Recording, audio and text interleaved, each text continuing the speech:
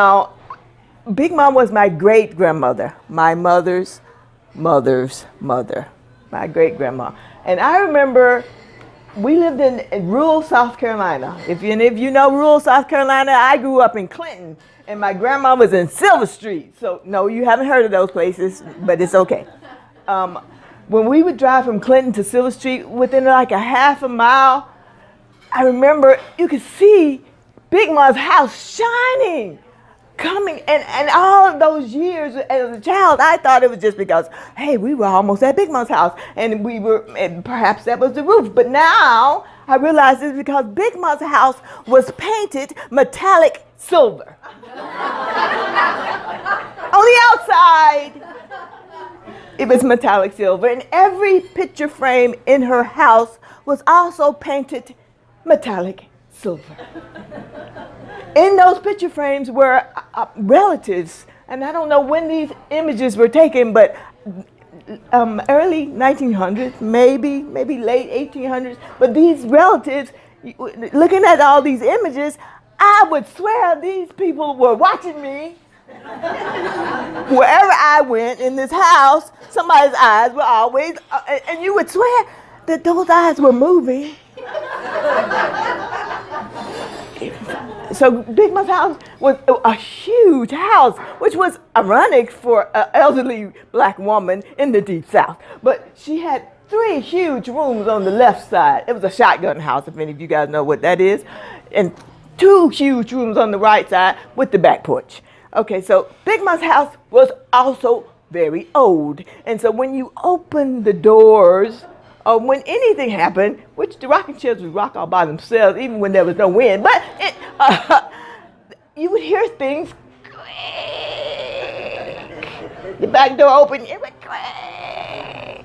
The screen door opened, it would creak. So everything creaked. So I wound up living with my Big Ma for a few years.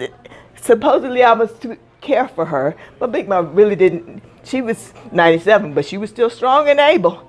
So she really didn't need my care, and there was some personal issues going on at my house that wound me up at Big Mom's house. And so I got to experience the eyes when there was nobody else there but me and Big Mom. And Big Mom was very hard of hearing. I mean, so hard that when I talked to Big Mom, I really had to be really close because she, at least she told me that she couldn't hear.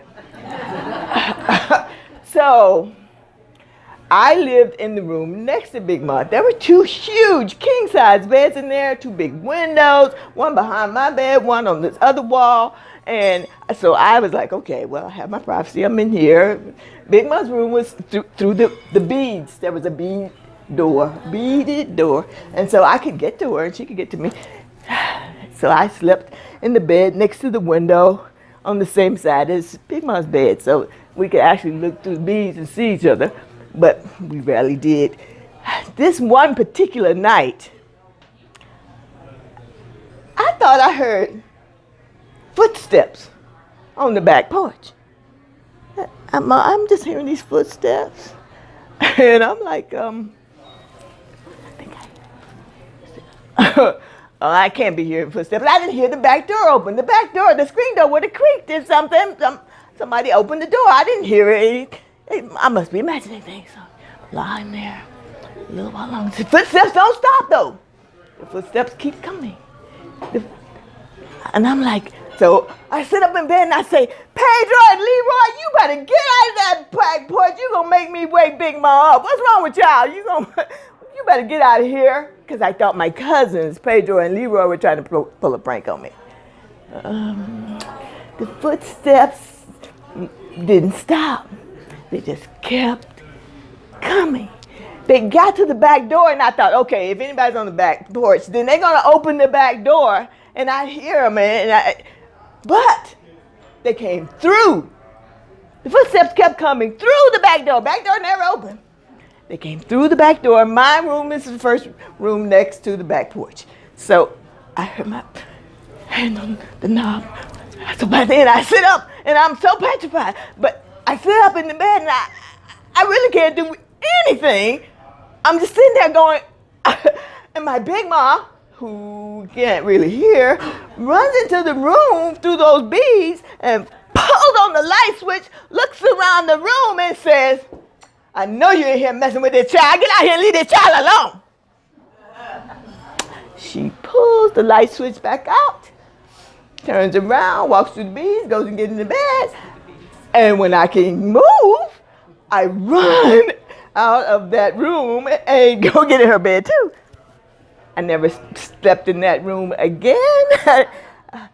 My mother, I didn't tell this story for a long time because I thought, nobody's going to believe this story.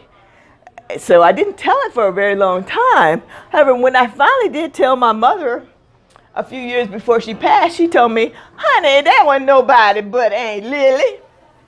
You know you were sleeping in Aunt Lily's bed, don't you? Aunt Lily said none of us children could be sleeping in her bed. You were supposed to be in the bed on the other side of the room where we slept at.